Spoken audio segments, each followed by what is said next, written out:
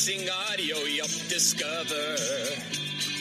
G'day everybody, welcome back to a very special recording, or welcome to a very special recording. We have an Aussie Minifan show reunion. Now I'm going to bring my co-hosts in. I'm going to bring in a man who most of the Minifans think is dead. He has not died of brain cancer. I'm talking about Aussie Stoolie Jamie. Jamie, reports of your demise have clearly been overstated. Greatly exaggerated. He tried putting me on that kill list and getting rid of me, but I am here. I'm lurking in the shadows, but I've never disappeared. And now our other panelist for this show is a man who was on an Aussie Minifan show years ago. I tried to actually find it on the network, but I couldn't. Now, Jamie, do you remember how shy and muted this man was? Well, he's come out of his shell. You cannot keep him off YouTube. Every night he's on Meeting of the Minds, he's on Jake's network, he's on anyone that'll have him, he's on Beanbag Ron network, he spends hours with Jay. I'm talking about Jackson from Australia. Wow. A bogan we're both proud of. Very nice. And can I just say, I tried to find that episode a little while ago because I think you named them all the Aussie Minifan show, but that particular one you named the Australian Minifan show. So for anyone out there that wants to look that up, slightly different name. I think you had them all in a folder, but that one you titled differently for good reason because I stank, as you mentioned. Dude, the first one I did, it disappeared as it got darker. So I didn't actually post that one, Jackson. That was in the darker days of Steve Robinson. Okay, so, well, damn, I was going to find a clip of you being just sitting there not saying anything and play it for you. But anyway, too late now. Good evening. Good evening, listeners. It's great to come to you from Australia. It's the other side of the world. But, Jamie, give us an update on I've just been through Jackson's status as a Minifan. He just can't stick his nose out of anything. I mentioned those three networks. I didn't mention the shows he does with Open Borders, Face the Facts, all that stuff. But Jamie, what's your status? I'm just lurking in the shadows. I'm listening to the show every day, multiple times, every episode. There we go. Watching a lot of the YouTube network content stuff. Wow. Just haven't been very active on Twitter. Slowly working my way back into the world, but I mean, I start work at 2 a.m. here, which is perfect time to be in the Miniverse because everyone's sort of buzzing, getting their buzzers on, especially on a weekend. So, yeah, slowly dipping my toe back in the water. When you invited me back on the Aussie Minifan show, I couldn't say no. A nice reunion, get the trio back together. Maybe we make it a more consistent thing. Are you just not a big Twitter guy? Like, do you use other apps for? I try, but I don't know. I don't have notifications set, so I think Matt has messaged me a couple of times, and I wouldn't see it for like 2 weeks just because it doesn't pop up. And unless I go on there, I'm not seeing it. So maybe I need to just switch notifications on. And I'll be a better Twitter guy. But at the moment, I'm terrible. It's all Instagram and TikTok. So that's all right. I mean, there's a certain level of happiness that comes with checking out of X or Twitter. So I applaud you for making that, life choice. And it's nice to know you're still listening to the show. I mean, I guess I want to get into SACO from today. Because it was an incredible turn of events. And then maybe we can sort of step back and talk about some stuff. I'm curious to get Jamie's point of view on producers coming and going, anyway, all that stuff, but we'll get there. But so listeners, as we went about to record this, Jackson, you've listened to most of SACO, but you haven't got to the bit where they cut the feed, and Jamie was working all day. He hasn't had a chance to listen to it yet. Not yet. Which is good. We can preview it for him. But basically right at the end, so they're about 2 hours in, they're playing a video with Ted and Justin, and the last image on the screen is Justin in bed eating Chinese food, I think. And then all of a sudden you hear this Kirk go, "Oh, what's going on?" And a Minifan in the crowd called Mike, apparently, and it wasn't Julie, it wasn't Montante, it wasn't. Was it BA? Wasn't BA? There was so many sus people it could have been. It wasn't Subaru Steve. There's a lot of Mikes. Yes, so it was just a guy called Mike, big fan of the show, passed out, hit his head on the way down, and then so apparently, and this is all secondhand reporting, so hopefully we'll be able to lock it down a bit. Actually, they shut the YouTube off straight away, stop recording. But then they do jump on the podcast feed and add like 10 minutes at the end where they just update people what happened. So so there is more on the audio feed than the YouTube feed, if you just for a bit of a PSA for everybody out there. So they call the police come first, then an ambulance comes, and the last reports were Mike was conscious, suffered no more brain damage than he already had being a Minifan. So at this stage, fingers crossed. But it was, it's an incredible scene. And, I posed the question on Twitter, if Kirk signs a deal next week at Netflix and walks away from KMS, the last image on YouTube of KMS will be Justin in bed eating Chinese food with, that'll be it. A very apt way to end the show. Exactly. So yes, stunning turn of events. Jackson, what did you think of the first hour and 20 of the SACO show? I saw it was copping a lot of shit on in the SACO in the live feed. I thought it was hilarious. I see people are really done with the mutt chat. I don't know if you've picked up on this. People are over mutt chat. No, I thought it was very funny. I thought the Shanders thing. How's it Jeff D. Lowe? I didn't kind of get my head around that. Is AI or something? That was very funny. The whole time I was like, it's very. It must be AI or something. That was a very good video. My other takeaway is Blind Mike back drinking. Was he drinking? Was he? He was off. There was something off about him. He was very serious. He missing jokes. Very giggly at other times. I was like, oh. I think it's just harder for him when he gets in those environments to hear what's going on. Like, I think in a studio when the sound's perfect, he can get an idea of what's going on. But that sounded like Shanders. Like, he was like, who was it? And no one would tell him because,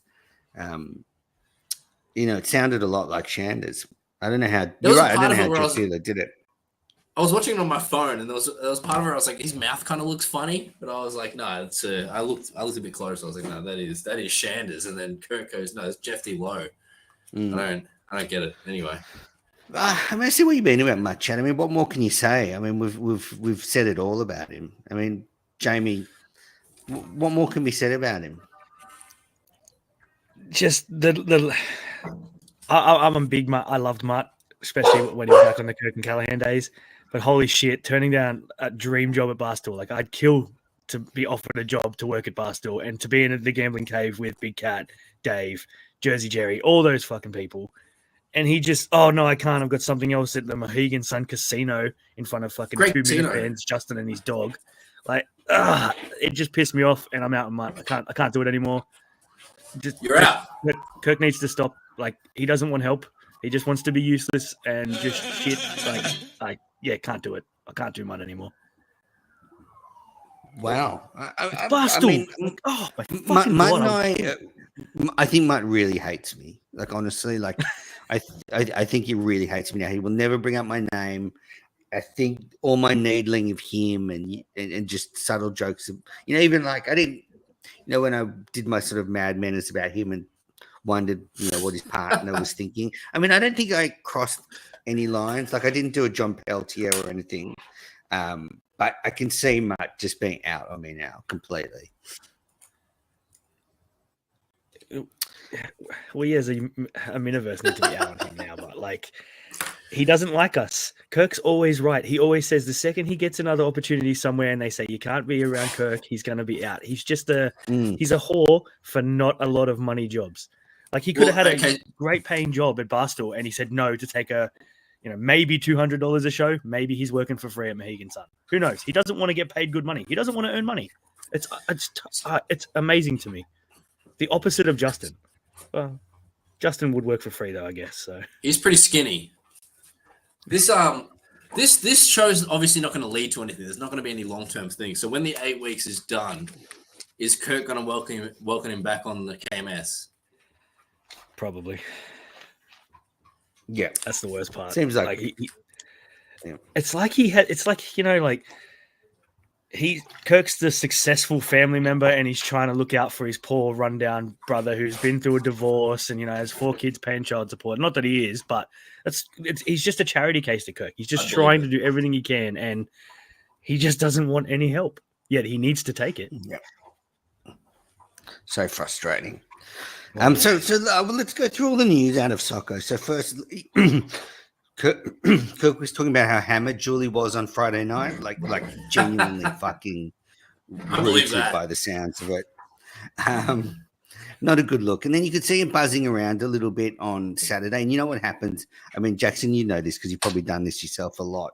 You go out and get hammered, and then the next day you try and make up for it. Like, you sort of maybe embarrassed yourself, or you also want to prove that, look, because I got hammered last night doesn't mean I can't, be as productive as I need to be today. So you sort of overcompensate. I think that's what we saw tonight or today, last night. You think she was extra flirty with Kirk leading into the show on the Saturday? Sounds like she was extra flirty with Montante. I mean, if I was Montante's partner or Julie's partner, I'd be not letting those two, leaving those alone together very often. What are the chances that they have serious text messages like that, where he's kind of like really slyly, when you've got that friend or whatever, and you're trying to open that door. Is there something there? Could I? Yeah, whether or not his girlfriend is in for it or not. You reckon Montante's trying to open that door? Because I mean, he's clearly interested. He talked about it for 2 years. Absolutely, I bet. And Montante would sleep with anything. He said that, and I don't know if he's in an open relationship or he's just talking about it. But right. I think Julie. I don't think Julie would. What do you think, Jamie? I think Julie is too shy. She gets, would. She would for Kirk. No, she would for Kirk. Absolutely. 100%. Kirk, Yeah, but a big Italian like that, a big powerful man. Are you kidding me? Guy, he jerks off to anime characters. I mean, come on. How attractive is that? And you saw those photos of him lately with the and Roseanne Barr. You saw the photos of him without the hat on recently with that hairline. I mean, come on. Maybe. I mean, there's a lot of sexual tension between the two. Incredibly. It's like me and Lauren Lynn when we got together. Yes, so, it's exactly like that. It is. So Julie was hammered at SACO. The other thing was Dave Cullinane tried to sort of cancel John. I don't know if you noticed, Jackson, but did you get to the bit yet where he played some audio of Meeting of the Minds? Yes. You must have. Yes. If you were... I heard my three words. Okay, proud of you, son. The thing is, this is very strange because Dave Cullinane does not give a shit about meeting. He does not give a shit about any Minifan content. And so much is like there is stuff said like that all the time. Like, Jackson, he could pick, you can have 1,000 clips with that kind of content. And Jamie, all that was said in the show, John said basically there wasn't much of a build up to this SACO show. And so they clipped that and played it on the show. And Carl introduced it by saying, John was, ragging on us about not being prepared for the show or something like that. And that to me that's mafia stuff. That's Dave Cullinane trying to whack the guy that could come and take his job straight away. Because even on Men is Live on Friday night, John was saying Kirk reached out to him and he might need his help with some true crime stuff. But this was snaky Cullinane trying to cancel John. He feels. I think it's multiple things. I think it's classic Cullinane, like when the job was first up, and Kirk reached out to Cullinane and said, "Who have you got for the job?" And he put his own hand up.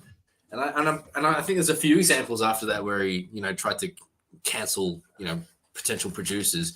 And I think, honestly, he's heard the talk. I think he knows that the seat is hot. I think he already knows the seat is hot. I don't know what your opinion is, but I think the seat is clearly hot. He's got Justin on his tail. I don't know, like he keeps playing up on this joke that, oh yeah, Justin's the number one guy. I'm just sort of his sidekick. He fucking doesn't want Justin there. There's serious tension. There's real tension. There is a quarterback controversy there. So they're the same person, but Justin's going to... That's an issue. That's an issue. Didn't snake Coleman out, and Dave Cullinane's not going to snake Justin out. They're the same person. They both want the limelight. Dave knows he can do it as a one-man booth. Justin's great because he adds good commentary. You know, he's stupid sometimes. He does good bits. As much as Kirk hates bits, they're pretty good. Dave doesn't have that. So I think he's a little bit jealous of Justin having that and having the limelight a little bit more. So he's trying to come back, and he knows what Kirk likes, and that's, you know, cutting other Minifans down. And, you know, he's a snake. He'll do that, especially to guys like John from Scranton, who are technologically way better than Dave Cullinane. And just as an important caveat, you did have number one Cullinane guy in your little team. I don't remember that at all. Okay, all right. We're just gonna... It is good to have Cully back, but, you know, just... I think they work really well together. The two guys, the two producers, they work really well together. Continue, go on. At the moment, yeah, I do. Yeah, I don't think Coleman and Justin work power- good together, but I think Dave Cullinane and Justin definitely work good together because they can bounce off each other with stupid stuff and putting each other in the line, like in harm's way of Kirk, and they can take a punch. Coleman just couldn't take punches, like the gay stuff, the mama's boy stuff. He just couldn't take it. After you. Yeah, This is on Carl a had a 10-second shocker delay. of a. Who is? You're on a 10-second delay. I think you're fucking way behind. Me? Let me go out and come back. All right, I'm back. I think that's really. Is he though? So All right, here we go. but yeah, I just thought that was really snaky of Cullinane to do that. Like he doesn't play any audio from networks, and then he just plays something to try and get John in trouble. Like John, you can say what you like about him, but he does a lot. Like he doesn't deserve that treatment. I John's deserve not that wrong. treatment, maybe, but not John. John's not What was wrong, that? but like there was not a lot of build up to the SACO show. Like in the past, we've had, we went here to film a video, this person's got a video coming. True. This was just all of a sudden it was SACO week. It just came upon us. There wasn't a lot of build up to it. Obviously, all the Minifans who bought tickets were probably doing more of the build up on Twitter or X. But on the show, it wasn't a lot. I mean, we had the Mutt and Aton Shanda or whatever the hell he is. That sort of thing came up. So that sort of distracted and took away from it. Then the case blowing up again a couple of weeks ago took away from it. But John's not wrong. Tully's just trying to find excuses. Maybe John's coming for the job and he's scared. I guess a few That's things. exactly correct. So Kirk was underwhelmed with the videos that were put together. He said that he felt that they were just one takes from Cullinane. Did Cullinane try something and Justin tried something and Mutt You didn't like Justin's therapy bits?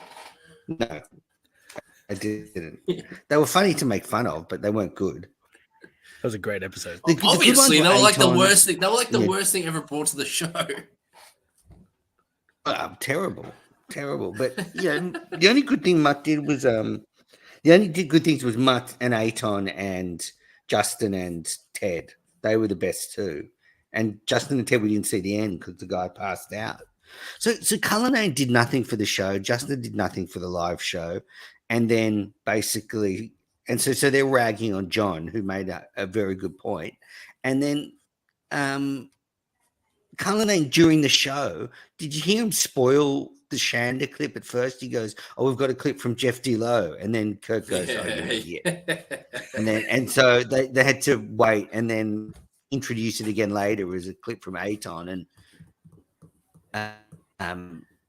most people had forgotten by then, I guess, about Jeff, but he did that a couple of times. Like, I think John's owed an apology, and Carl had a shocker. Can I ask you a question? What's like an over under? Maybe we'll give it. Where are we now? September. Over under 3 months that people are going to be clamoring for Coleman to come back. Clamoring.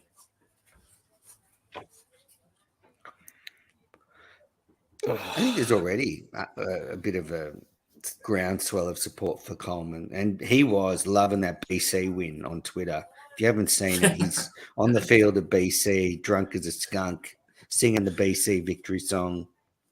Knew none of the players on the field, but yeah, he had no idea. He just followed the guy in front, followed the guy's ass in front, probably. Yeah. Definitely wasn't sitting near the cheerleaders, that's for sure. Yeah, where are you, Jamie, on this Cullinane return, Coleman's exit? Obviously, Cullinane guy, have been since day one. Sent me this shirt in the original, which way do I go? Merch drop. And so I love the guy. He's a good bloke, and he's a good producer, and he's good for the show. Coleman, I wasn't really big on Coleman. He was funny. I watched every goddamn minute of that baseball stream trying to find that guy's name every fucking minute, and it just frustrated me. I could feel like Blind Mike's pain. Sometimes he would say a name, and you could just feel the hurt in Blind Mike's voice or Justin's voice, and then Justin ended up missing him getting it. I'm glad that Dave's back. I could have done with another producer shirts. That was pretty fun. I would have been happy if Mick had come back, especially after him and Justin had a fallout. Really? I think it makes great for the show if they hate each other. But it's true. Dave's a show guy. He, aside from Big Steve, controversial opinion on this show, but probably the best producer other than Big Steve. But content-wise, Dave brings just so much more. So it is good to have him back. Whether or not he's back like for long, I think TikTok's going to take him and he'll leave with TikTok because he's just huge over there. But or the case or Netflix when Kirk leaves. I think we should be asking the over-under of 3 months as to whether or not the show's going to be around in 3 months with the Netflix coming for the case, 2 from 2, solving murders. Well, I guess a few things. I mean, if I was executive producer of like the whole KMS operation, I would be taking Cullinane out of KMS now. I'd be saying, okay, you can focus on the case stuff because it's bad. It's bad for morale to have someone as lazy and checked out as Cullinane on KMS. He's back for 2 weeks and he put in no preparation for this live show. Like, if you just got your job back, you'd be thinking, oh, let's impress Kirk. Let's do a couple of funny videos. Let's do something.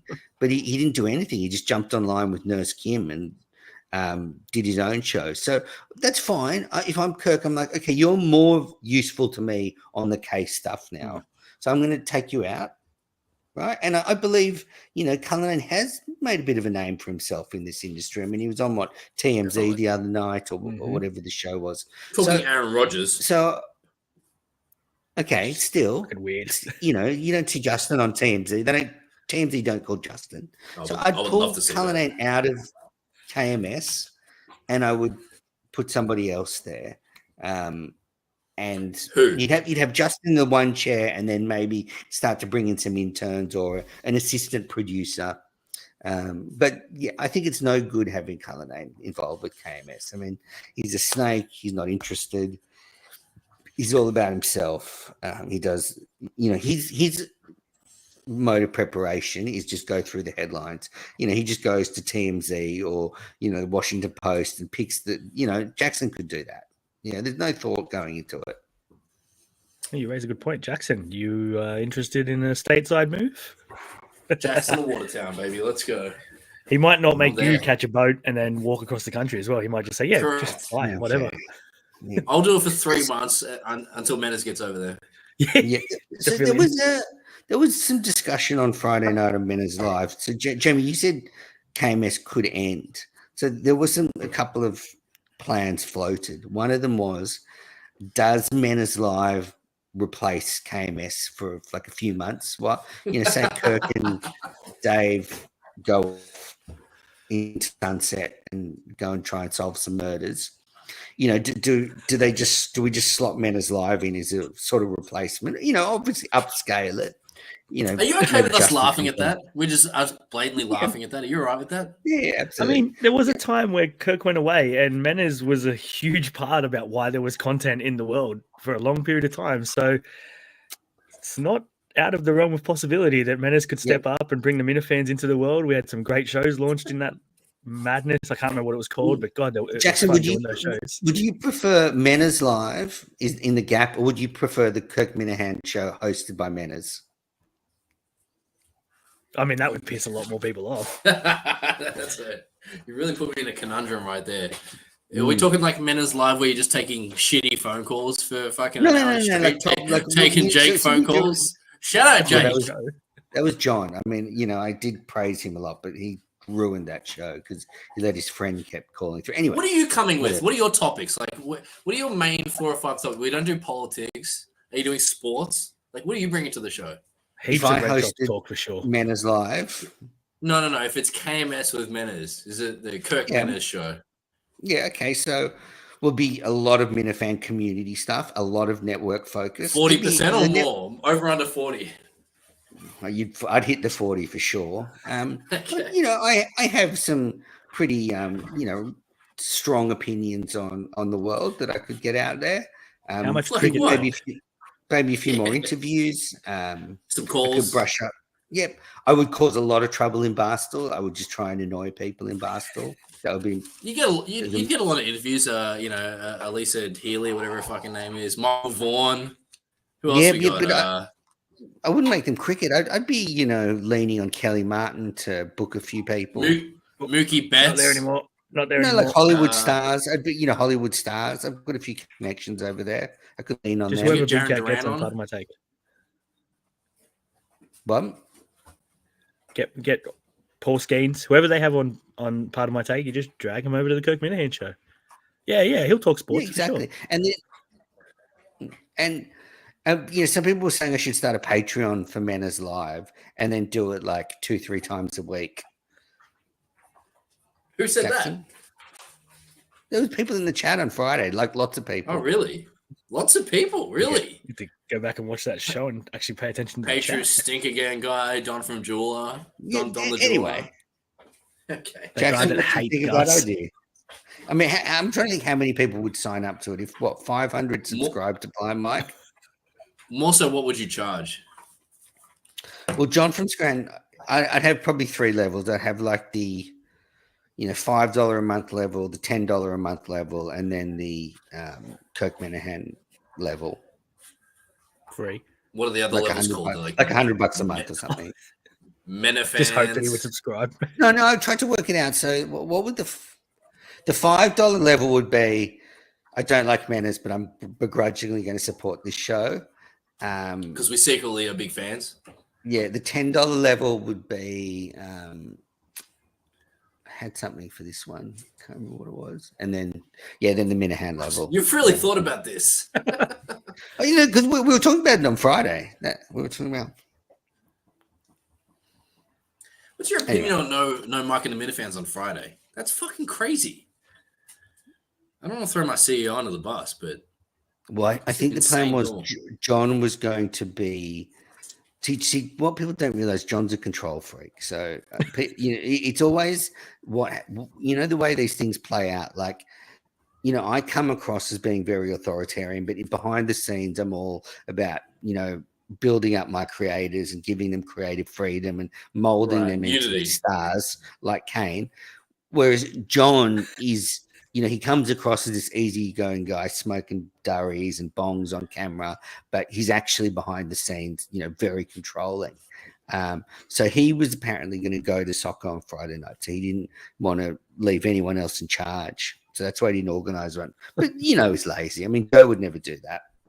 I mean, we also had the Steve movie premiere. We couldn't really take away from that. Oh, right? Yeah, of course. That was Friday, wasn't it? Well, there should have been a live one. I mean, it's crazy that there wasn't a live one around there. There was at least, you know, a few dozen Minifans out there. Yeah. But it's like John said, they're not really focused on that live show on Saturday night. But I just can't believe someone fell over and had to get an ambulance and the police came. And you can't believe that? In the Minifan world, the way we drink. That's a good point, Jamie. I'm surprised it hasn't happened before. Surprised it hasn't happened every show. Got to assume Harmon was there just buying beers for everybody. Hey, well, Harmon, be a man. Yeah, fuck, smash your head, be a man. Yeah. Get concussed and end up in an ambulance, be a man. Get hammered at a live show, get concussed, and ruin the rest of the show for everyone. Be a man. It's just tough. Like the fact that his fucking name was Mike. Like 30% of Minifans are named Mike. I mean, there's a live show about them. And what else? What else are you gonna tell me about him? He was fat and dumb. I mean, it's fucking every Minifan. He's probably not skinny. Let's be real. Anyway, Jonathan Scranton is probably the skinniest Minifan. Yeah, it's fucking method. And that's just the drugs. While we're on the topics, then can I get an update on the Minifan network? New shows. This is obviously going to go on there. What's the? How'd you go with the Mina ladies? Speaking of Lauren They're Lynch. going well. Joe, they're in discussions of doing something when it gets cold and winter over in the US. I think summer's tough for a lot of people. Well, they need to curl up But together, do they? Jackson, no one wants to hear about the network. It is thriving. 3 Up, 3 Down, Kane's Corner, Menace Live, Minifandom, Aussie Kane's Minifan Crazy Show. Corner, your KKK. There's lots of stuff. You're an idiot that sits with Luke McKay. He's your co-host. I mean, Not anymore, brother. That's McKay, done. yeah. That's done. See you later. Goodbye. Rest in peace to a show that you watched and you loved. Did you see that? I never watched it. Did you see them going to play a clip of me apparently going munch munch, and then it got pulled? Jackson, Where was that? Did you hear that? It was in apparently I was talking about Pat sucking off Peter, and I went like munch munch, and Quidditch guy clipped it up for them to play in SACO, and then I don't think they played it or they talked over it or I don't know what happened. They played a bit of it, and I'm like, did I actually go munch? Anyway, I thought maybe was that after the hour 20 mark? Am I yet to hear this? Must have been. Okay. I'm just going to be hanging out for when Kirk says, "What happened over there? Wait, what happened?" Okay, call an ambulance. Yeah, I'm looking forward to that. Probably a hard issue looking at the. So what are you watching? Watch the video and then go and pick up on the podcast feed because the videos give you. It hasn't loaded onto my YouTube yet. I'm looking at it now. The most recent upload was 2 days ago. Fucking Sydney internet. My first best friend. Great line from Justin. But I guess for those listening, it was a good live show. It was a really enjoyable, fun show. Cullinane brought nothing. Justin was fun. The bits. Hey, he was wearing a winter cap. Okay, to get it, it was cold. Yes, it's true. If I'm Kirk, I'm happy with it. But I'd be going, okay, well, Cullinane and Justin very little effort into this, so I'd be. The danger sign to be there, but still, it was fun. There were no disasters, and I so appreciate them streaming it live. It was Sunday morning here. Got out of bed, had a nice latte, put on the live show. Nice. So I was criticizing them for not streaming it live. So I have to say, thank you very much for streaming it live. And it was like again very dramatic when the stream cut. And, of course, I start texting my good friend Andy Mayo to get live updates from the scene. So that's why I was able to update people on Twitter. But, just another incredible Minifan event. I would love to be there. And I would say, a good show to end. It could be the last ever KMS show. And you're right, Jamie. He's got Surviving Barstool this week.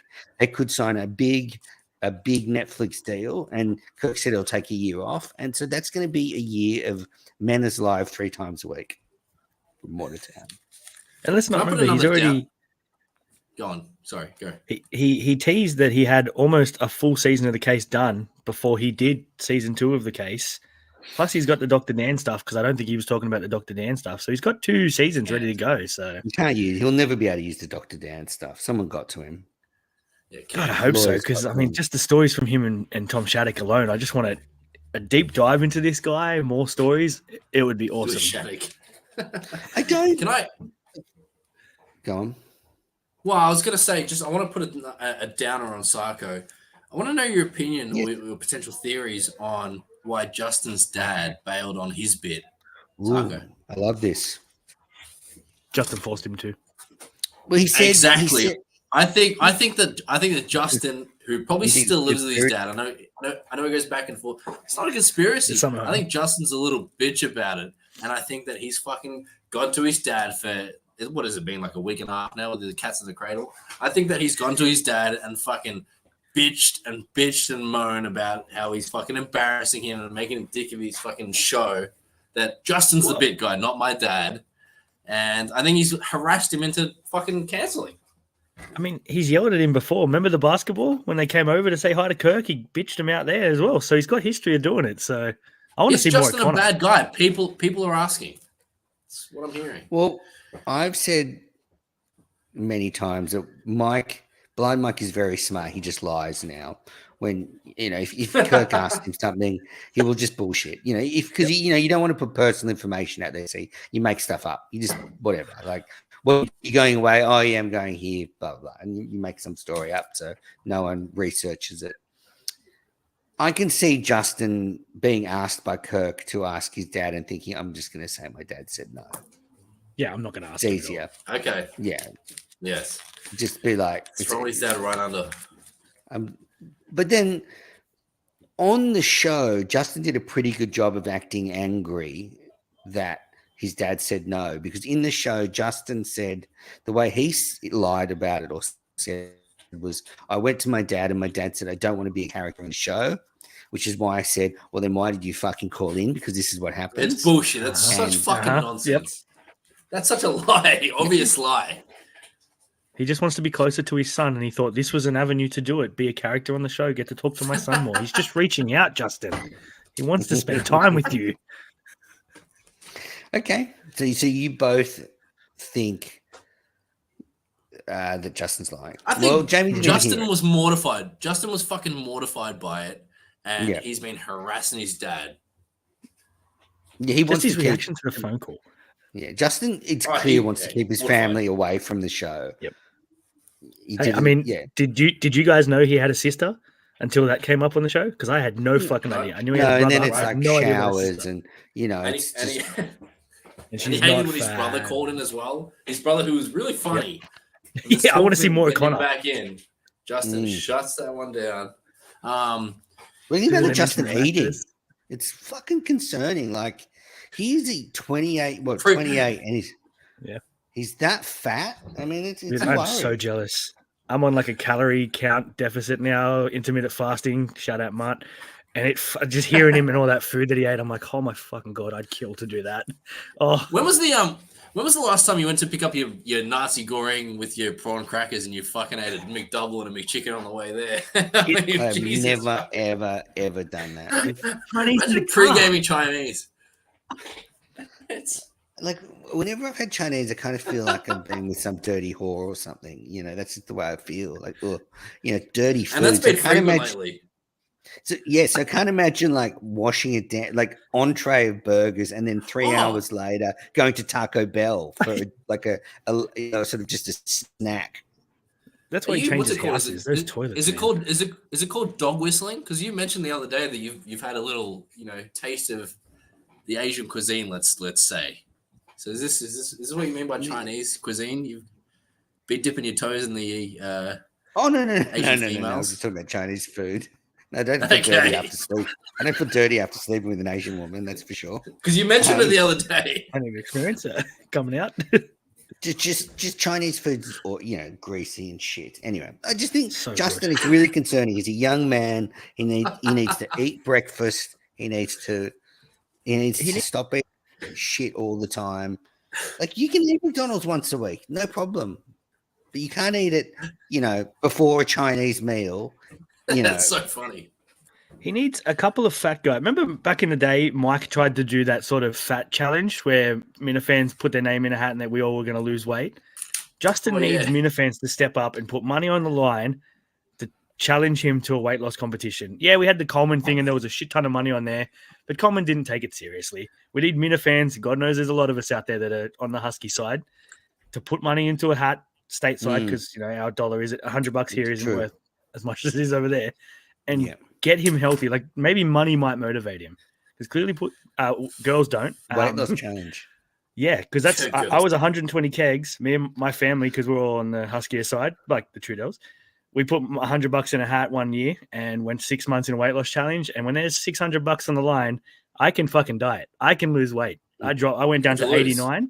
I went from 120 down to 89. I smashed them in 6 months. I killed them. I think the next closest.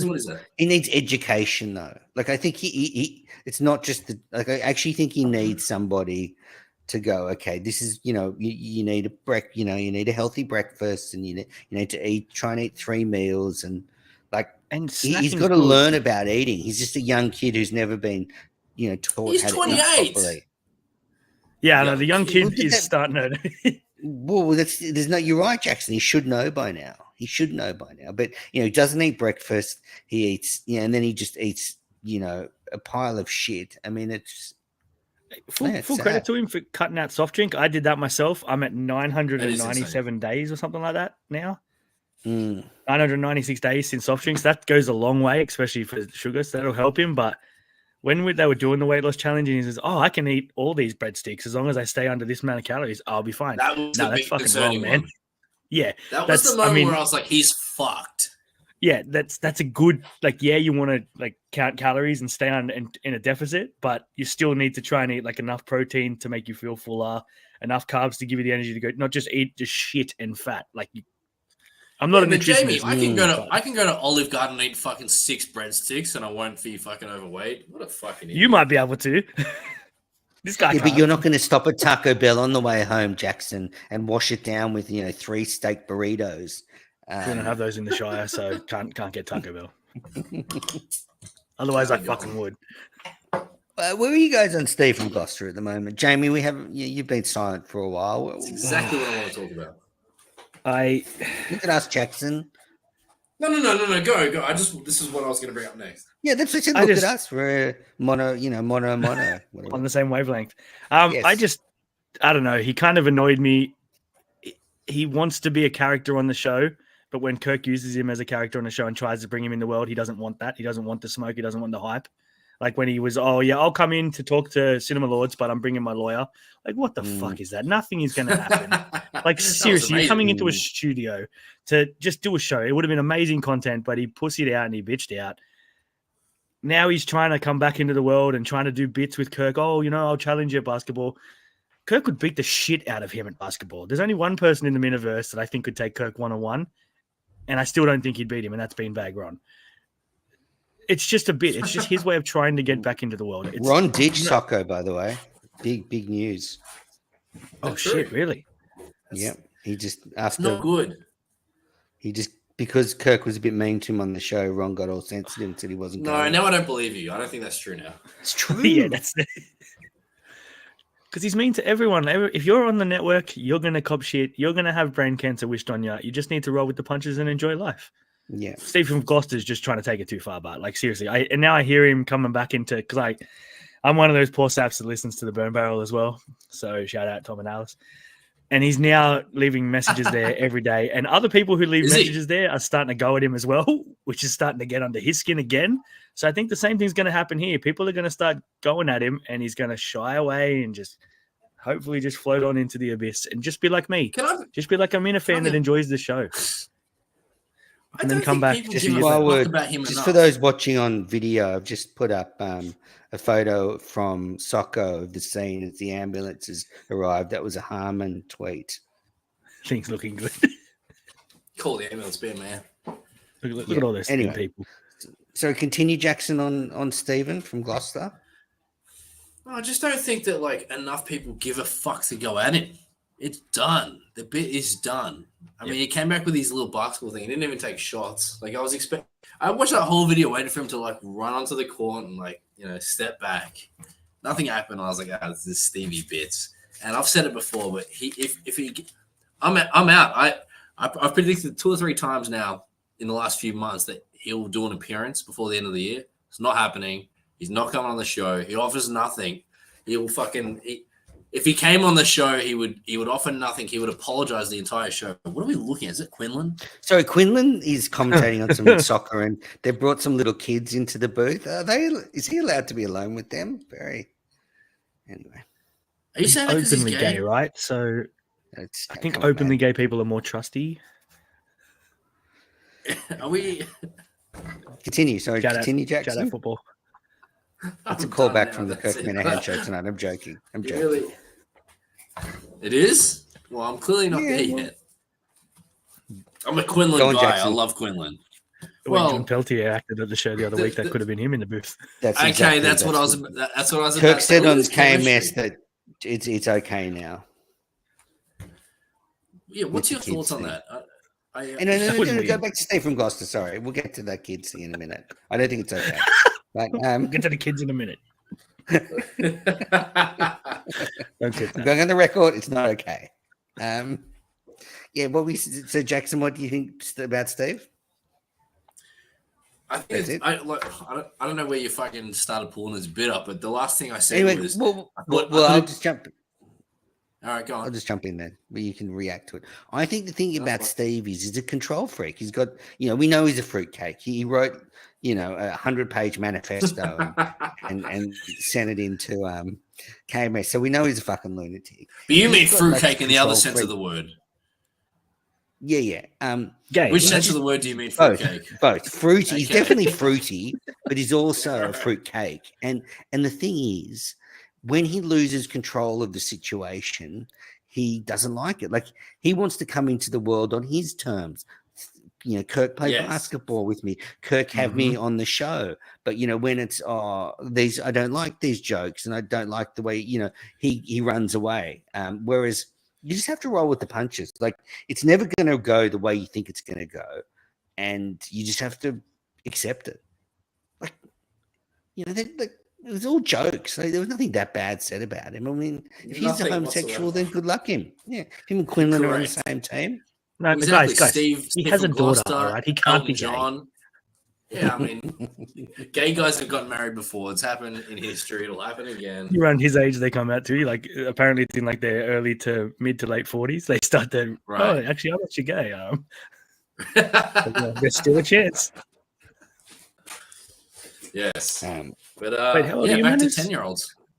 Oh, okay. Yeah. Sorry. No, I'm not okay with it. And apparently, Peltz was running around making jokes about it at SACO, and his hammered partner was, following behind him, saying, "Oh, she's an enabler." How crazy is that? What's her name? She's like Joanne. That's it. Joanne. That's it. Yeah. With the flaps that drop to the floor. Do you think it's funny? Like, I do think when I sort of step back, don't you think it's funny? Like, we know a guy called John Peltier who, and his partner Joanne in Boston. Like, all these weird fucking people. Big ketamine. Whenever I telling people like, oh yeah, I can't come out. Like, I gotta do a show about a podcast in Boston. They're like, what the fuck? I'm like, it's not weird, all right? I swear to God, it's not weird. But yeah, we know a lot of people on the other side of the world that we talk to regularly. Some I would consider friends. I am not a crackpot. Shout out. Oh, should we get to the listener questions? One of them was, I thought he was dead. I'm not. Yeah, that was Andy Mayo. Wait, Jamie didn't die of brain cancer? This is AI. This is AI, Jamie. True, this could be AI. Manners is pretty good with technology. We actually hired Quigs. I'm just really glad you survived, Jamie. And I don't think the side effects are that noticeable, honestly. No, I slur my speech occasionally, but that could also be you the can keep alcohol, up. Yeah, you're on Jackson's level now. I am tired all the time. Ted Sarandis. If you were able to get to SACO this weekend, what Minifan would you most want to hang out with? I think, Jackson, you start, then Jamie. I think my one is easy. It's a combo of two people. They always seem to be hanging out together. I want to hang out with Tim Rigolds and the Be a Man guy. I just think that'd be a ball. We go out, get some Guinness. Hey, I sat with them. You know the Rigolds gets fucked up. Yeah, I sat with them at the set. Rigolds was the first Minifan I met in Boston, and I sat with him and Be a Man guy at the second Wilbur show. Good choice. Very underrated third chair, Rigolds. He's very funny. He hasn't been in enough lately. Great Minifan. Is he fucked up 24/7? Of course he is. But he's a hilarious guy. David from Hull was at SACO. Speaking of guys who are fucked up all the time and no money. I was about to say, I've got a list that's probably like 5 or 6 deep. So they're your top two, Jackson. You got any more you want to add to the list before we go to Jamie's? That's the only two I thought of immediately. Okay. I would, and actually another one. Sorry, I love Andy Mayo. I know you do too. Yeah. He's great. Don't fucking blow that off like that. Don't blow it off like that. I know you because you act like you're a big fan of him, and then you're like, yeah, everyone hates Andy Mayo. Andy Mayo's the man. No. I mean, meeting him was a delight. It was one of the highlights of my trip 2 years ago. How often do you text a day with Mayo? Quite often. It goes in and out. But the thing is, like, he's a fruitcake. Like, he's nuts. You know, like Again, are you using both sense of the word? Yeah. Okay, no. He's no. He's him and I. We haven't guys, he's taken our married with relationship kids, to a physical level yet. Maybe we will be physical Again. one day, but no, he's just nuts. Like he's genuinely nuts. But yeah, that's a good 3. I'd hang out with you, Jackson, for sure. James, Manners, I know you're going to love my list because here we go. I'm going straight to. I'm hanging out with the Minna ladies: Alison, Laura Lynn, Robinson's B&B, Lindsay. I'm going straight to the Minna ladies straight away. Apparently, Craig is fucking B&B. That wasn't she married? And you're a simp, by the way. I'm just saying, like these people. I think she's married to a law enforcement officer. So Craig better be careful. Craig. You talking about B&B? Yes. Yeah. I've seen a photo of her. Dude, I still remember the first time she popped in on a live stream. There was silence for like 10 seconds. Like, who the fuck is she's this? a bit muscly. She's a bit muscly for me. Like, give me the muscle mummies, man. I'm all about that life. Like Lauren Lynn, Allison's got a great figure. Jamie, you look like the kind of guy. You look like you love like wrestler girls and shit. You love like the really strong ones that can like lift you over your head. No, I'm not a Rhea Ripley guy. Not really. I'm more of a Harley Cameron sort of guy on AEW. But no, I'm going straight to the Minna ladies, and then Tim and Ken. Love to meet him. John from Scranton, Harmon, Danny and Bill Ricker, Dave from Hull, all these guys. Danny, of course. Guys I've interacted with heaps. Would love to hang out with those boys and have a beer. Tim Riggles for sure. Sheldon from North Dakota, 100%. Like Sheldon's the man. The list is too long. Like I need to get over there for a live show. Maybe we could do a live Aussie Minifan show from a live show. Like you and I go together, Jamie. Yeah. Wow. Jackson's coming too.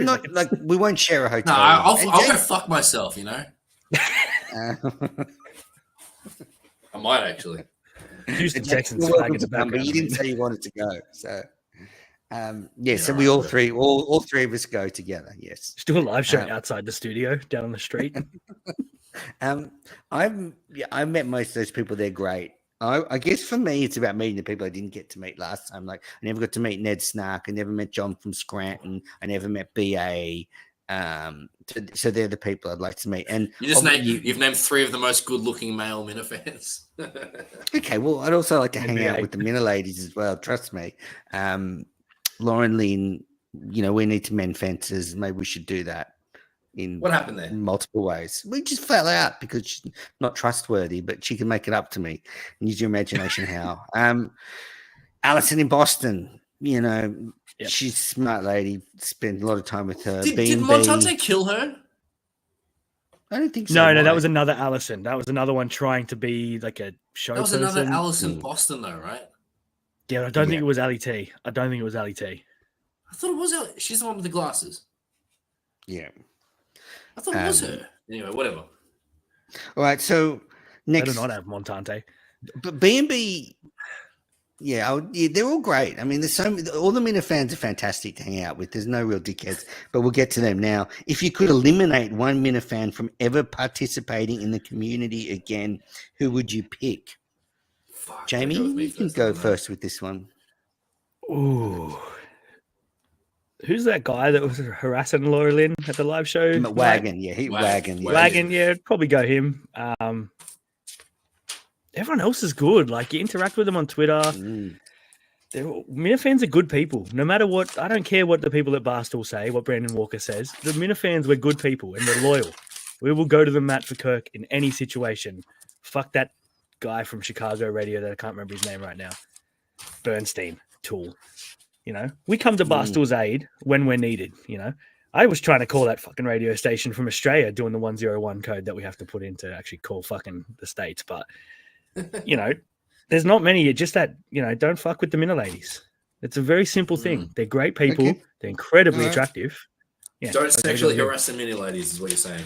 Yeah, that's Men's job and men's sexual. Jamie out on sexual assault. At live calls. Well, because I'm harmless. They just brush me aside. Like B&B could just swap me. Apparently Wagon was a big dude, so could. Yeah, he's ex-military too. Holy shit! Actually, I'm going to retract that statement. Wagon, good guy.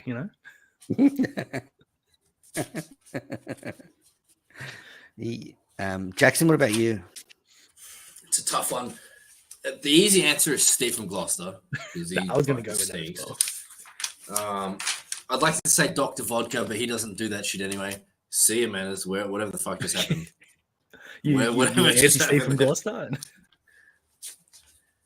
Yeah, exactly. He's a big Steve from Gloucester. Go on. Even Sneakers, low key good guy, like show hater. Yeah, no, I heard you. Can bring it. That's interesting. I'd say Luke McKay. Adam Luke McKay, yes, but he doesn't. I'd agree with that because he stinks. We can talk about that for a little while. That's about it. I don't know. I want McFustaddy back.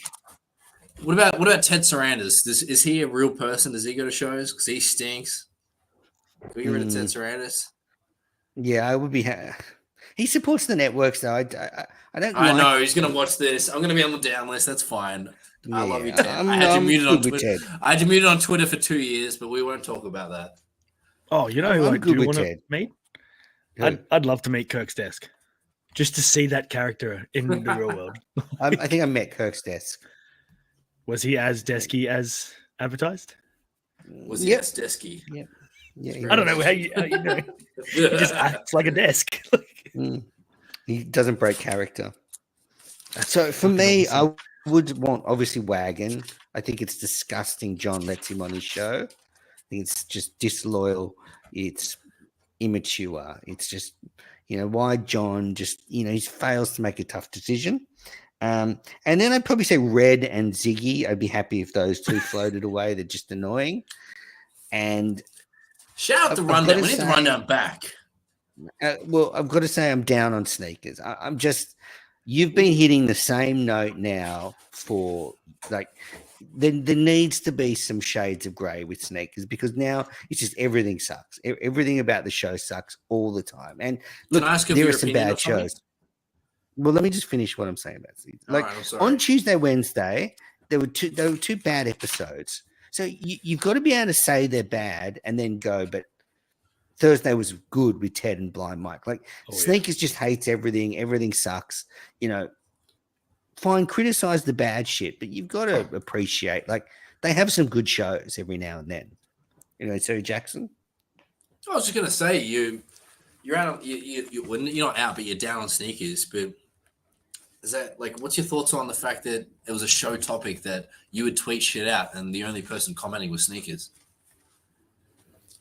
Well, I like Sneakers. I love him. I mean, he's a great guy. He's a good friend. Because he's like a loyal guy of yours, and now you're outing him as a fruitcake. I'm not outing him, but as far as I'm, well, he might be a fruitcake. I don't think he is. Again. Which way? I think it's very manly with his photos. Jackson. I like Sneakers, and I'm just saying he should listen to my advice.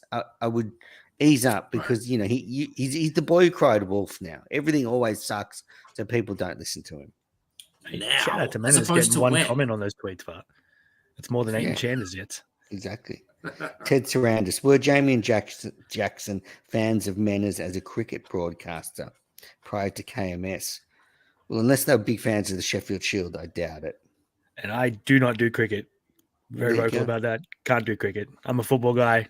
Yeah, me and Jamie support the same football team. Yep, Sydney FC. Fuck the West. Thank you. Oh, who gives a shit about that? All right, Tim Smith. Stinks. You're from Adelaide, right? Yeah, I can imagine why you hate it. No, you're Melbourne. I'm down in Melbourne. But yeah, fuck Melbourne victory, that's for sure. The league stinks. Right, I hate Melbourne victory. Smith. Anyway. Rank these Aussie classic cultural traditions. Meat raffles, eating lamb, having a mullet, cheating in the ashes. Okay, so cheating in the ashes is last because we don't cheat, dickhead.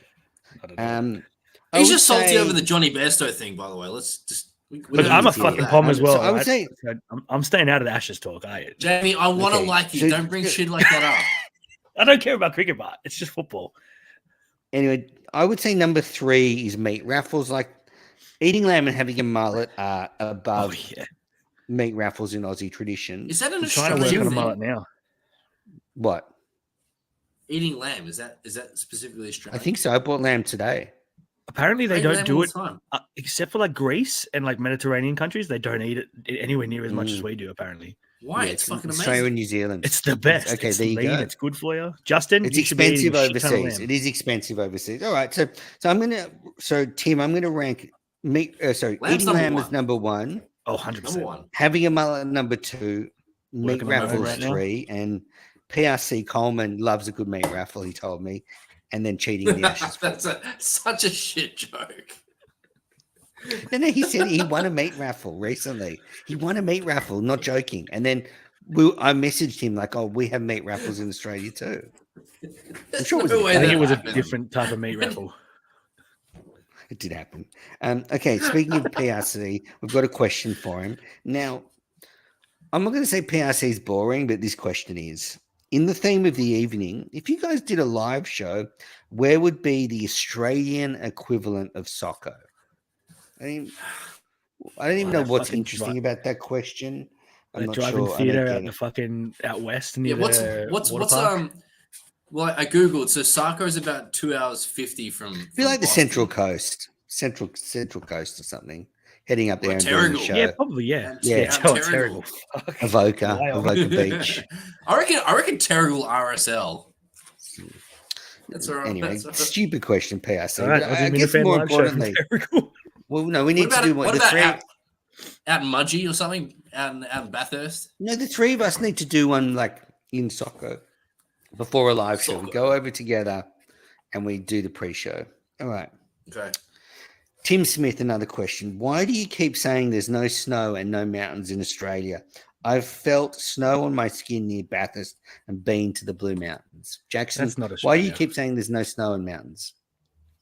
Listen, Tim just, can you answer why Tim asked this question? Have a guess why Tim asked this question. Because Tim wants to tell you about all these fucking travels. He's so fucking well versed. I'm the most traveled Minifan. I'm so smart. Look, I've been fucking everywhere. Shut up, Tim. Bit of hyperbole. Leave it alone. I've never been to the snow. I'm sorry. Okay. Yeah, Tim, tell him to shut up. Wait, you've never been to the snow? No, I've never been to the snow. I've never touched snow before. You're from Melbourne, isn't it? Like close?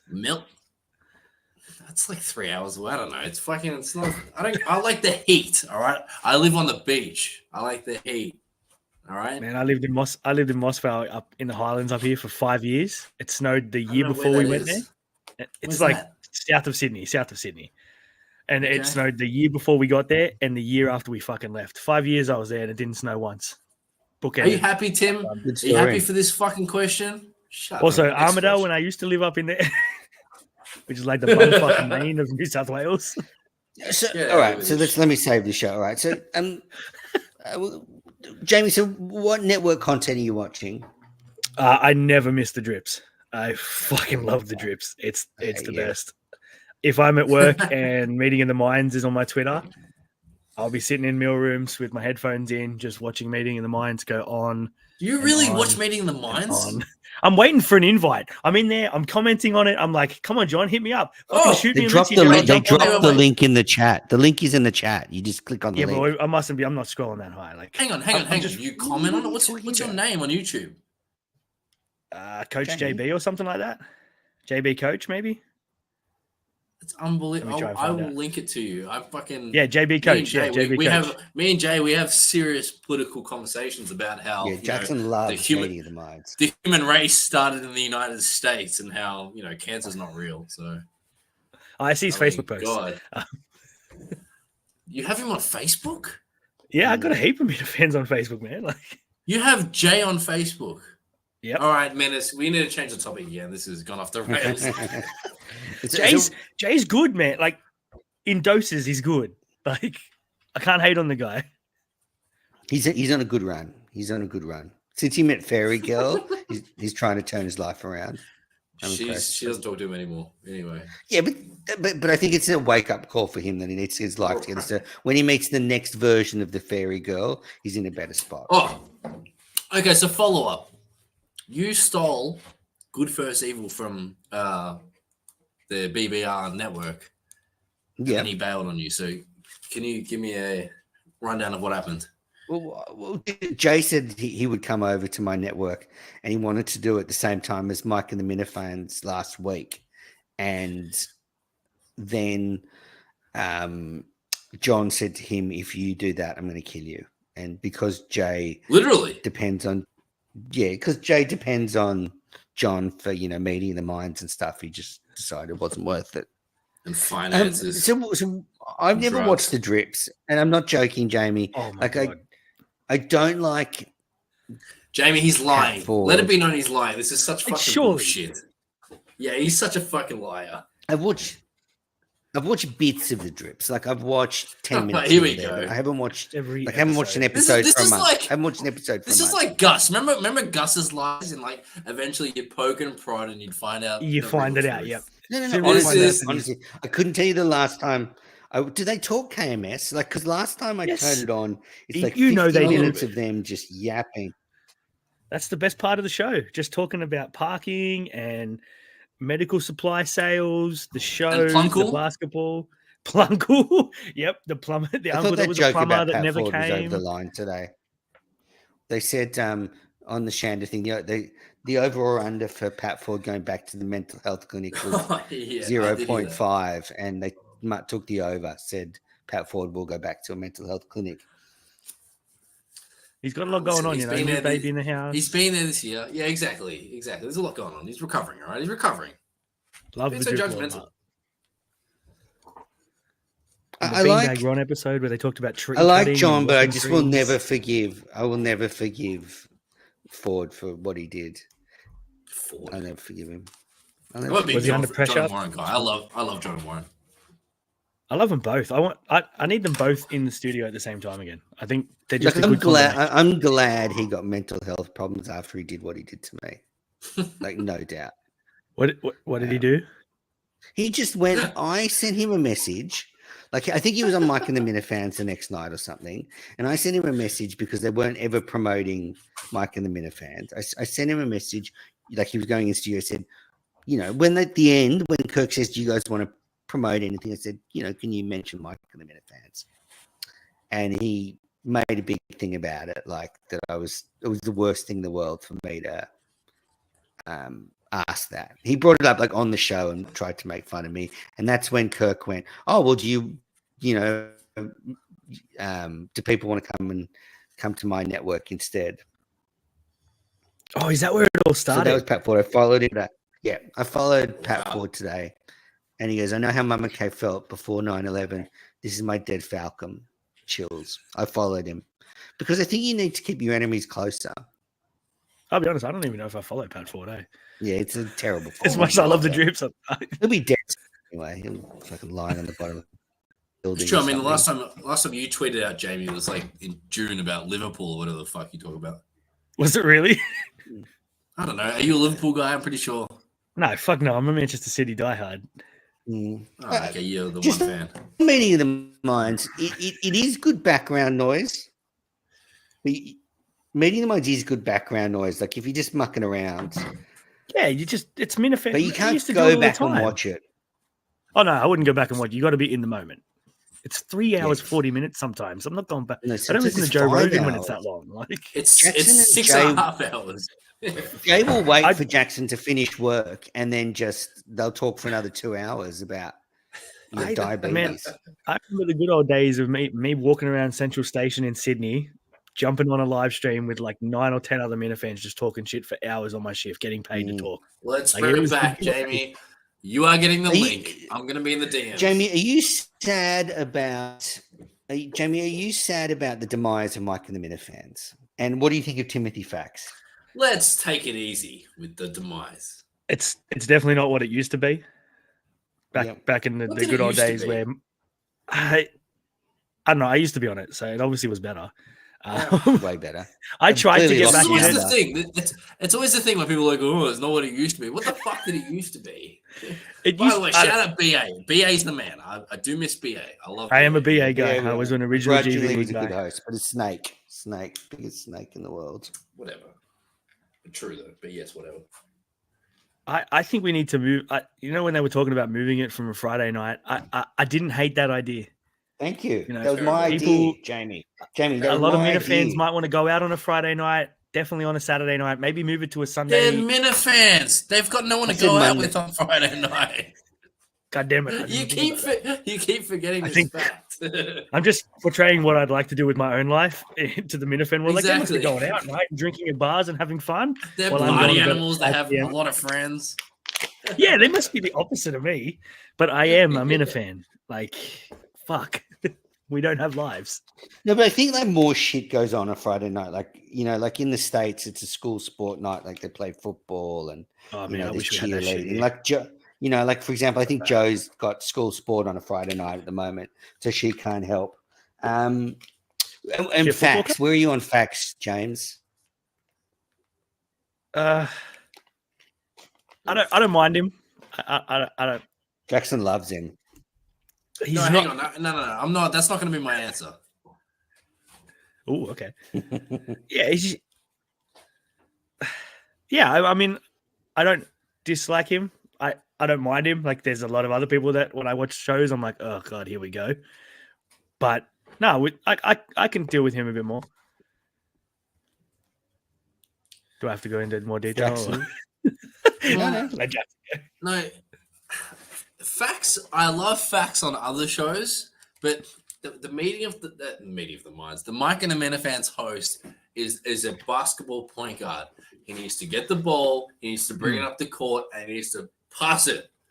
And Facts can't pass the ball. He is shooting fucking 50 shots a game. He is telling you everything he has to say. He just can't get other opinions. His question takes 4 minutes. I'm not trying to side with you, Menas, but that was your big criticism last show. By the way, Facts fought with you very valiantly. It was a good battle. But a lot of your points were correct in that he doesn't shut the fuck up. Again, I got a caveat. You're right. I do love the guy, and he's boring. Like he's vanilla. Like, he's the definition of vanilla. Right. But and knowing that you're a host, you don't have to be the most funny guy, but your question's got to be 20 seconds. You gotta get the question out, and his question is fucking 3 or 4 minutes of ranting.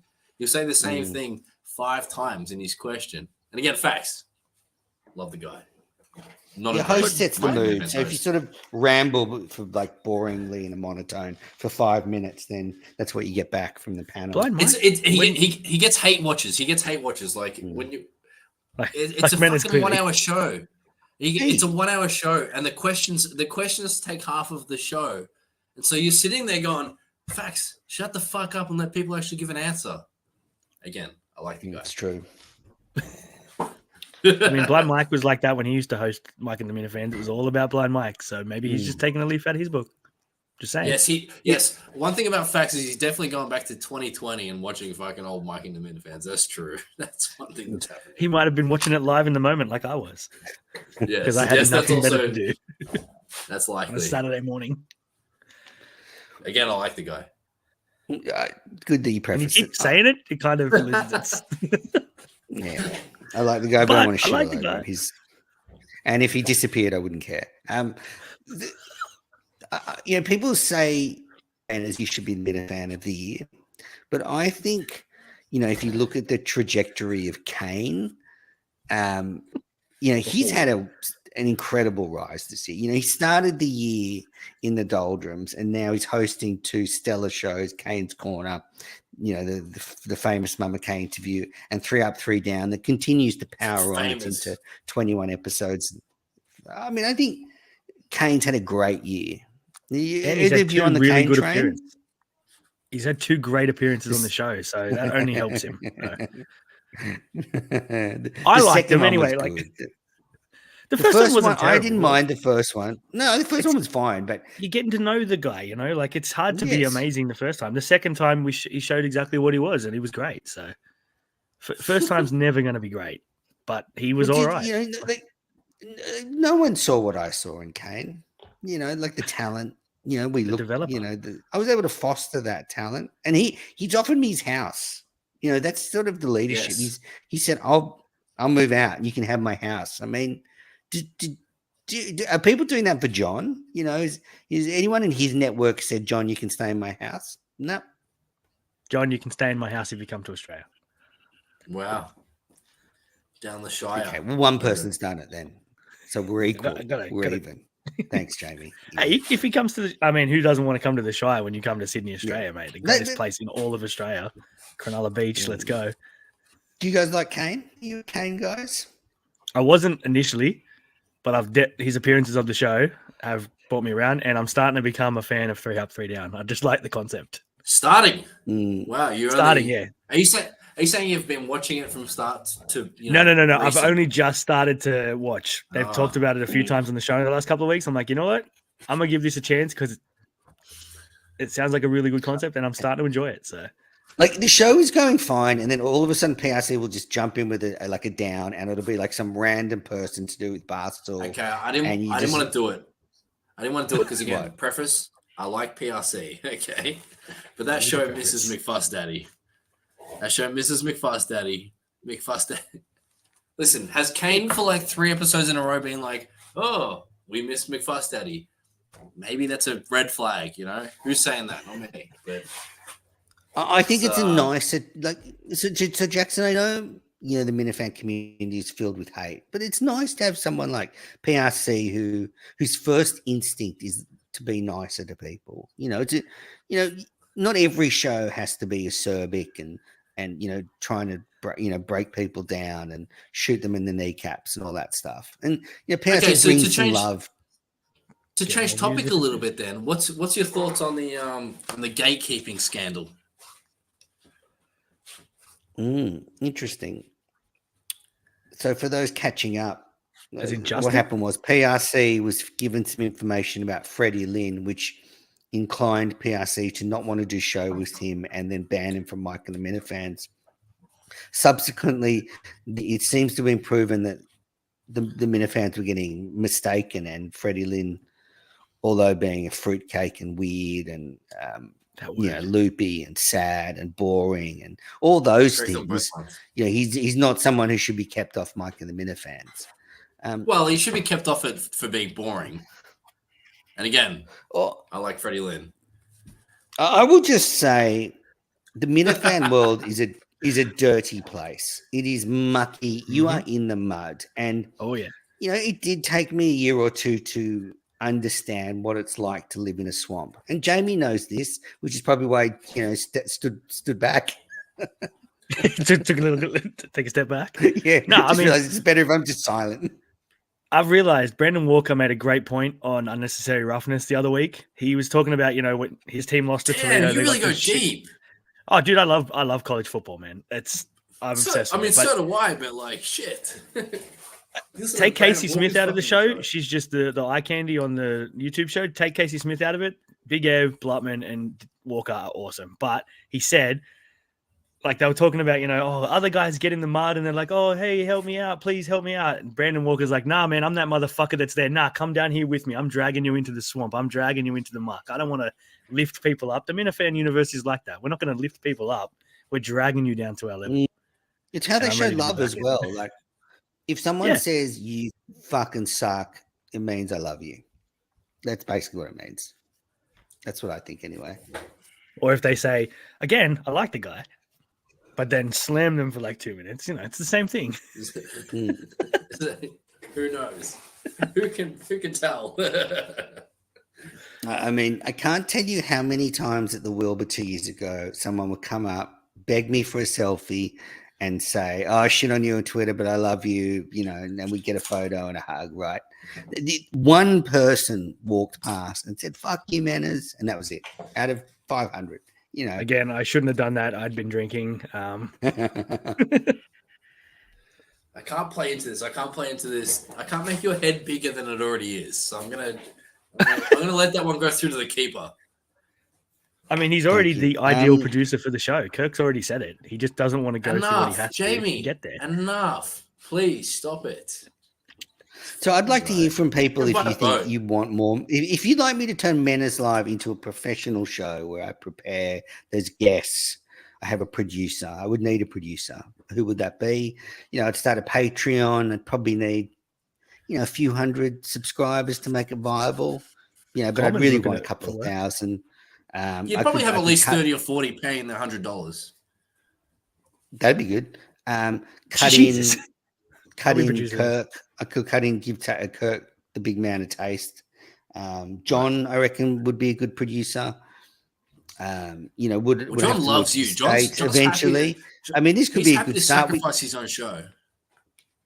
John Well, could have fucking done Mike and the Minifans, but instead he fucking cucked himself and he put your show up. Not that I hate that. I enjoy the show. Yeah, he could get paid. He could get paid. Could invest in Starlink, Elon Musk's internet, so didn't have any of the broadband issues. Because basically, for the foreigners, what we built here was a national broadband network. So everyone in Australia, there's just one broadband network. And it doesn't work very well. And it's like that thing they talk about. Sometimes it's just like a lot of people trying to get through a door at once. And yeah, like all those phone calls at Blind Mike show, they're all like trying to squeeze through the door at the same time. They just can't. Do you still listen to Blind Mike Project and Craig stuff? Because you were a big Craig guy. I am fucking pissed because Very Good Show hasn't put a show out on the free feed for fucking like over 2 months now. So I'm pissed. So I might have to do the fucking Patreon. They don't do the Patreon? I pay for the Patreon. I was going to start. It's been done for a month now. The last show was called We're Done or whatever the fuck it's called. Like We're Out. I think it was called We're Out. It must have been on the Patreon because it wasn't on the fucking free feed. So, God damn it, Craig. I was actually I enjoyed Very Good Show. Not so much on the Blind Mike Project. I'll do the free one every now and then. But although I am getting more into that comedy world, like I'm watching a lot of Kill Tony now, so maybe I would jump into the Why Are You Laughing stuff. But Kill Tony's very funny. It's fucking very guest. The Blind Mike show is hard. It is, but the Blind Mike show is hard because he'll do fucking 2 straight hours on some shit I don't give a fuck about. Yeah, that's the issue. But that's like Joe Rogan. But at least Joe Rogan, I have a podcast that tells me, oh, this is someone I don't give a fuck about. Like I don't give a shit about MMA. So when he has fighters on, I'm like, I don't need to watch this. But when he has like political people, scientists, comedians, I'm like, this is going to be good. Shout out Why Are You Laughing, though. Why Are You Laughing is fucking amazing. That's a great concept. That's why I think I'm going to go back. I used to be a subscriber, and I think I'm going to go back. I just hate that Patreon, you have to use the Patreon app. Like, I wish it was possible to have it as like on Spotify, but you had to log in. No, you don't need to. So is it YouTube videos or is it podcasts? Yeah, so it links to the YouTube. Yeah, I just don't pay for YouTube Premium, so I can't just close my phone while I'm driving a train and have it playing through my Bluetooth speakers. I do straight through podcasts, so... No, because you can subscribe to Patreon podcasts, obviously. You just copy the RSS feed and put it into a podcast app. Or like Spotify. I use Pocket Cast. So like so if you go into Patreon, you just get the RSS feed and then you go to Pocket Cast or Apple or whatever podcast app you use, maybe Spotify as well. And you just, when you add a podcast, you just add it by pasting in an RSS feed instead. Oh. And that can give you, so that will update Patreon as a podcast. But I gave it away just because it was I go from the Blind Mike Project and have to switch it out, stop at a station, take the train out, go change the podcast over on my little iPod Touch because we can't use our fucking phones. You got to download it onto an iPod Touch, then, put that through your Bluetooth, which is just too hard. Okay. I don't listen to Blind Mike Project anymore. How is it? I mean, I love Blind Mike, but it's just the topics they talk about. It's not really for me. Do you guys listen? BMP? Yeah, if there's, I'm a big comedy fan, so if there's like a big controversy in the comedy world, he will do a big segment on it. Which we're just not getting these days. So I probably listen to 20, 30 minutes. But like I said, like ever since like the Tom Myers thing, do you know the Tom Myers thing when like him and Justin went down to Maryland? And like they watched Tom Myers live show. No. Do you guys I heard about it vaguely, but that's it. So like that was the last thing I kind of followed. But yeah, I think I've mentioned it already. It's like a 3-hour show, and like 2 hours, I'm kind of like, I miss Montante's World. It's a shame he gave up on that. You like that Channel Indigo guy? No, but I like the other ones when he had VD on and Dava and all those other episodes. Dava, yeah, exactly. But he hasn't done that since like July. Like when was the last time he had a good host on? Yeah, he gave up. He said he gave up on his dream to be a star. The last time we did this show, man, is I did not like Montante at all. Since then, I fucking love the guy. I love him on the show. I love when they call him on the phone. Oh, he's the best. I was going to start listening to Montante's World because I'm like, I need more of this fucking guy in my life because he's just great. He's great for the show. I would have loved for him to be the second producer because He would have just been a content guy. Like Justin can do the producing stuff. Let Montante just be the content guy. Yeah. Put shit on him, make him do dumb shit. Yeah. I can exclusively reveal here I've booked a new Minifandom, but I guess if Mena's Live hits the big leagues, and it could be a Mena's Live, we'll see. But Tom Shattuck and Michael Montante will be joining me for an episode. The three, it's a trio, in fact, the three of us. You know, three titans of the industry getting together. Heavily right-wing leaning politics people. Way left. Way more left. This is pre-election. We're going to be doing Kamala Harris talk. Donald Trump. We're talking about assassinations. Yeah. Might become a regular thing. We you know, again. I might actually leave I'm going to leave a Burn Barrel message before you do that show just to see if I can get him to start talking about it on the Burn Barrel. See if he can promote his appearance on Men's He Live. will. Tom and I are very good friends. I've been on the Burn Barrel, so I don't know if you've been on the Burn Barrel, but I definitely have. I have, yeah. I'm too big for that show. You have? I'm too big for that show. I mustn't listen to that episode. I think I have, but I'm way too big for that show. I've been on his radio show in me and Timmy Canton called him live on the radio. Fuck. And what did he ask me? He just asked me some terrible questions, but we had a chat. Sure. All right. Well, I think we should wrap this up. We've gone almost an hour and a half. Anything else you guys want to get off your chest, though? The floor is yours. Yes. Take your time. I've got all night. Jamie's we talked about it for like 28 hours. But we talked about it on the last show when I mentioned, is Jamie going to come back? And you said, well, I've actually been talking to multiple new Australian Minifans. Whoa. Give me an update. So there's one old-time Australian Minifan who works in radio there, who I've actually is his name Andy? Yes. Yep. So he's one. Yeah. Okay. But then there's a few Barstool adjacent Minifans. There's one. Sorry. How's Andy been, by the way? There's another guy called Rob. Look at this Australian. We could do like a Minicon in Australia of just Australian Minifans. Like get all six of us at a pub somewhere, get a live show going. I just want to know if you're gonna. Yeah. See, his internet's fucked. It's just his internet. How is your internet the worst? Yeah. I just want to know if you're gonna pull up a fourth chair. A bad night. No, but there's so what I've noticed is now that KMS is getting a bit bigger in the Barstool world, then there's Barstool adjacent Minifans now. Like, you know, because Kirk's on the Unnamed show, because of, you know, all the things he's done, there's quite a few Aussie fans who love NFL and that, and therefore you're into Barstool stuff. With Jackson here for one of them. Yes. That's exactly what I told you when I was on the Minifans. That's what I told you when I was on my famous 2021 version of this show. That's how I got into this world. I was a big PMT guy. I'm a long-time writer. Oh yeah, let's go to writers. I think it's a great first. But I think it's taken people a lot. I think it's taken other people a lot longer to get on there. Like Kirk had a sort of weird reputation for a while, and I think until people actually tried the show or heard more of Kirk, then they were skeptical. Manners, do you remember my story of how I found Kirk? Through an enemy of Kirk? Colin Cowherd, was it? Nah, Dan Levitard. I knew. Okay, I hate Dan Levitard. I used to listen to that show all the fucking time, and then they talked about people up north bullying us, and I was hooked on KNC from that day on, and I stopped listening. Is that really how you got into it? That's how I got into Kirk Minifan, because they were putting shit on him for crying about John Skipper, the cocaine shit. Oh no, the baseball player who had the boat crash, and they were talking about the guys from up in Boston putting shit on us again. And I'm like, who the fuck's he talking about? And I like sort of went on some Twitter comments and I was like, oh, it's that KNC show from Boston. I'm like, oh, what's this? And hooked ever since. Fucking loved it. Although Jerry can go do one. So now. What year was that, do you reckon? It was like 2 years before he left EEI. So what's that? 2016? 16? Yeah, 16, 17. Yeah, actually, yeah, it was the year Trump became president because Jerry blew his load every fucking show. There you go.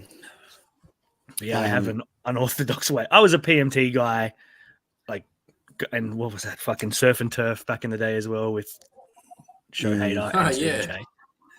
I just love football, you know. I just wanted to consume everything football. So I'd fucking listen to Willie Cologne talk bullshit. So what do you think about the unnamed show? Football. I think it took a while to find its feet, but it's starting to get better. I need it to be longer. I could hear those three talk about shit for hours. I know Dave's got a busy schedule. Just Kirk 40 minutes, which is too short. Way too short. 40 minutes is too short. And just the fact that Kirk and Whitney can put shit on Dave and they don't give a fuck that he's the boss and could fire him because they know he's not gonna. They just have a really good dynamic. Yeah, they don't fear him. About it. They just dump on him. Yeah. Like Eddie was awesome. I loved him, but you could tell that he was a little bit hesitant to really push him on the controversial stuff. Whereas Kirk and Whit will go at him, tell him he's a dickhead, and just put shit on him. And I love it. It's gonna be weird. I'm actually looking forward to next week's episode when they're live from Barstool Survivor, and they're going to do the show. I thought they were going to do it. They would. They said they would. I think they're going to put it out after. Because Austin said we can do it, we just can't put it out live. So I just want to hear what they're talking about while they're in it. Like, I mean, the yak's going to be that's offline, what they do with KMS, isn't it? They should. Just pre-record it if they do one. Yeah, they're just not. That's where Men is Alive should come in next week. Wow. For Australia, Tuesday, Wednesday, Friday. I'd love to hear from the Minifans out there. Should I go pro? I mean, let us know in the chat. Yeah, let us know. Just send me messages. I want some public support. All right, well, I guess we'll wrap this up. Jamie, great to see you. I think good to be back. I think we should do this again because one thing that's fantastic about recording with you two is we can do it at night time, our time, and that's you know, like Meeting in the Minds is like 10 a.m. Like it's hard to jump on. Whereas I've just finished work, like. Anyway, enough Meeting in the Minds talk. Anyway, Jackson, I'll see you, probably 3 or 4 times this week. I'll probably see you on Meeting the Minds. Don't go anywhere, by the way, because I'm going to get the local recordings when I stop recording. So no one go anywhere. But, I'll see you on Meeting the Minds. I will see you on Beanbag Ron Test Show. I'll see you on the After Show. Good versus Evil. We'll catch up soon.